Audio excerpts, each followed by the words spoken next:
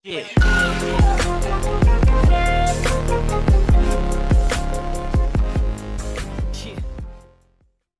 kita terbuka ya di sini bahwa aliran Wahabi ataupun gerakan-gerakan ekstrim yang ada di Indonesia ini sudah nyata, dia sudah tidak mau sembunyi-sembunyi. Apalagi dia di depan kamera langsung, di depan orangnya langsung dia mengatakan Anda ini sesat. Jadi Batas Radikal dan Bina Damai Indonesia ini sedang memantau gerakan-gerakan ini. Kira-kira komentarnya dari Bina Damai apa ini? Nasihat untuk para subscriber dimanapun.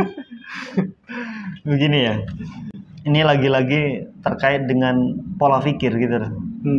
Semuanya kehidupan manusia itu kan tergantung bagaimana cara berpikirnya gitu.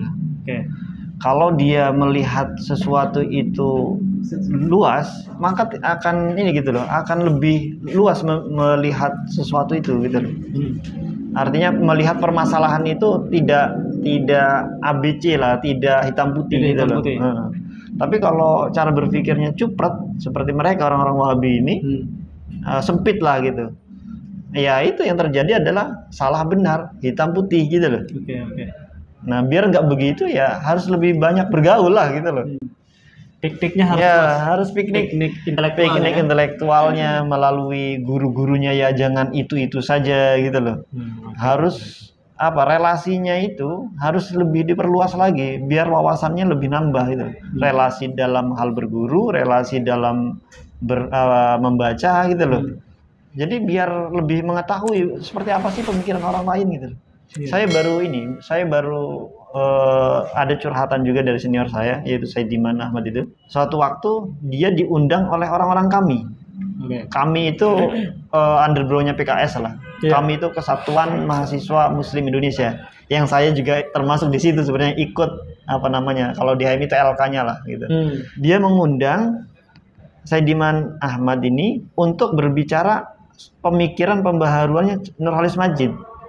Yang notabene selalu diserang oleh orang-orang kami ini, orang-orang Ikhwanul Muslimin ini. Nah, di situ dalam ceritanya Saidiman Ahmad ini menjelaskan bahwa Nurholis Majid ini sebenarnya sangat religius dan sangat memperjuangkan tentang syariat-syariat Islam. Nah, ketika Saidiman menjelaskan begitu, dia merasa orang-orang yang pendengarnya itu kok bisa ya? Kok Cak Nur atau Nurholis Majid kok seperti itu gitu loh. Padahal di luar sana dia selalu dikritik gitu loh, dihujat begitu loh. Bahkan banyak yang mau membunuh gitu loh. Nah, dari cerita ini maksud saya ingin mengatakan bahwa ketika orang sudah tertutup untuk mengetahui pengetahuan orang lain, tertutup untuk mengetahui pemikiran orang lain, atau dalam artian enggan lah untuk mengetahui orang lain bahwa pemikiran orang lain itu pemikiran mazhab-mazhab lain selain yang dia paham, selain dia yakini itu salah gitu.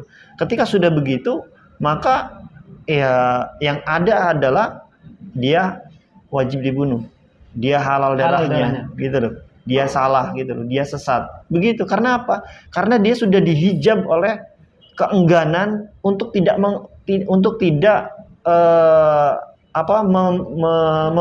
mempelajari pemikiran orang itu gitu loh. Padahal pemikiran orang itu sebenarnya sama dengan pemikiran yang dia dapat gitu loh, pemikiran dia gitu loh. Hanya saja ya itu terhalang oleh isu-isu di luar sana yang mengecap bahwa itu sesat gitu. Seperti itu. Jadi ibaratnya geng-geng mereka ini seperti beragama seperti memakai kacamata kuda ya. Betul. Dia beragama fokus pada satu jalur aja, tidak melirik ke kanan ke kiri, tidak berburu dengan yang lain, fokus sama satu turunan. Padahal turunan ini belum tentu juga diajarkan oleh Nabi gitu. Jadi karakter orang Wahabi ini kan satu, dia tidak mau berpaling ke pemikiran lain gitu, ke mazhab lain. Berarti kan dia menutup diri dari segala pemikiran orang-orang yang tidak sealiran dengan dia, yang tidak sepemahaman dengan dia. Ini kan yang paling parah tuh ini loh gitu loh. Dengan menutup diri ini, maka yang lahirlah yang kedua menyalahkan. Oke. Menyalahkan yang lain itu gitu loh. Termasuk ya menyalahkan filsafat. Bukannya menyalahkan lagi, tapi mengharamkan ya. Mengharamkan filsafat dan segala bentuk turunan dari filsafat itu. Menyalahkan tasawuf dan segala bentuk ritual yang ada di dalam tasawuf itu. Semua diharamkan begitu loh. Iya. Bahkan termasuk teologi juga sebenarnya kan. Teologi yang tidak keyakinan dengan dia, sepemikiran dengan orang-orang Wahabi ini, dengan yang jalurnya itu jalur Ibnu Taimiyah, Ibnu Qayyim, ya tidak disetujui gitu loh. Artinya sesat gitu loh. Iya. Kalau Wahabi, saya tegas mengatakan di sini bahwa Wahabi itu ya jalurnya jalur Khawarij gitu loh. Yang banyak orang kalangan mengatakan bahwa Wahabi saat ini termasuk di Indonesia juga ya neo Khawarij. Walaupun gitu mereka mengklaim dirinya itu sebagai pengikut salaf. Iya. Salafus soleh gitu. Ya kurang solehnya apa kalau dikatakan soleh ya Muhammad Abdurrahman bin Muljam itu. Hafal Quran gitu. Dan kawan-kawannya lah yang Amr siapa gitu, yang membunuh Amr bin As itu, yang mau membunuh Amr bin As, yang juga yang mau membunuh Muawiyah gitu. Itu semuanya orang-orang hafiz gitu loh, orang-orang yang memang mempelajari agama, mempelajari Al-Quran dan hadis itu secara tekun begitu loh, sampai jidatnya hitam gitu loh. Dan sampai botak begitu loh.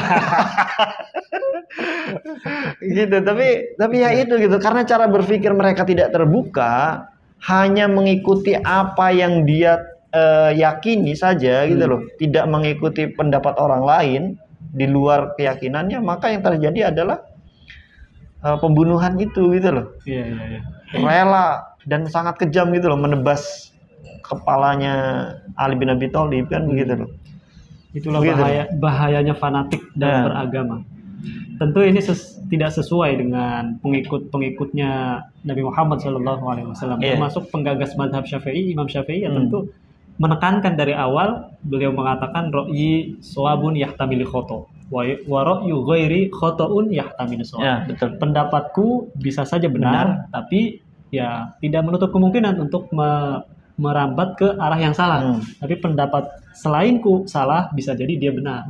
Artinya di sini ditekankan untuk bahwa kita bolehlah untuk mencari komparasi atau belajar dengan yang lain dalam memahami keagamaan. Nah, selama ini yang dipahami oleh Wahabi, kalau dia sudah bilang hitam, sudah bilang putih.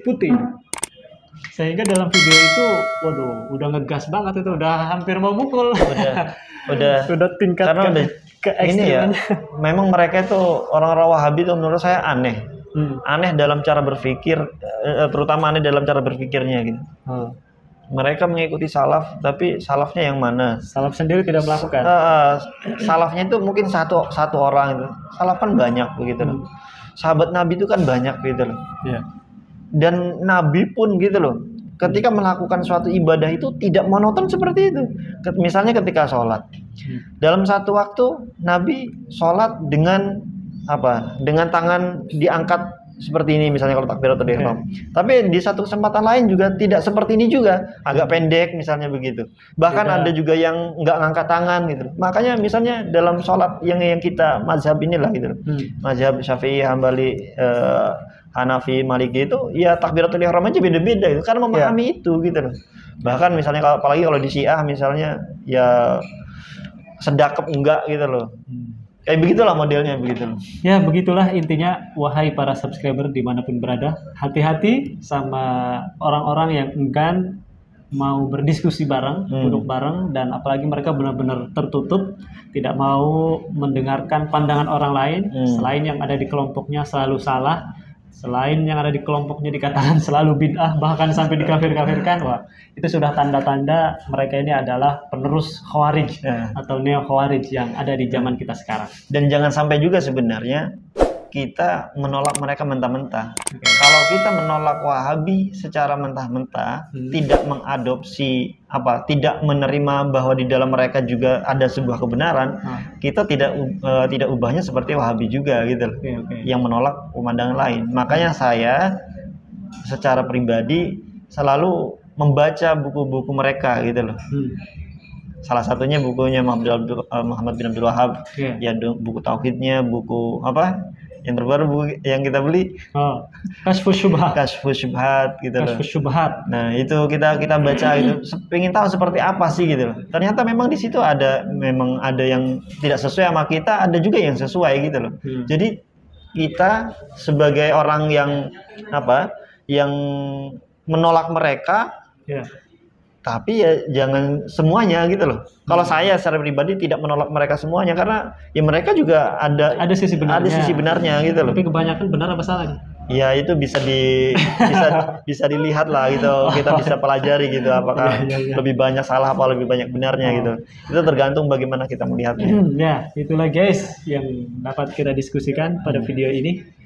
Itu aja mungkin ya. Oke. Kurang dan lebihnya mohon maaf. Assalamualaikum Warahmatullahi wabarakatuh.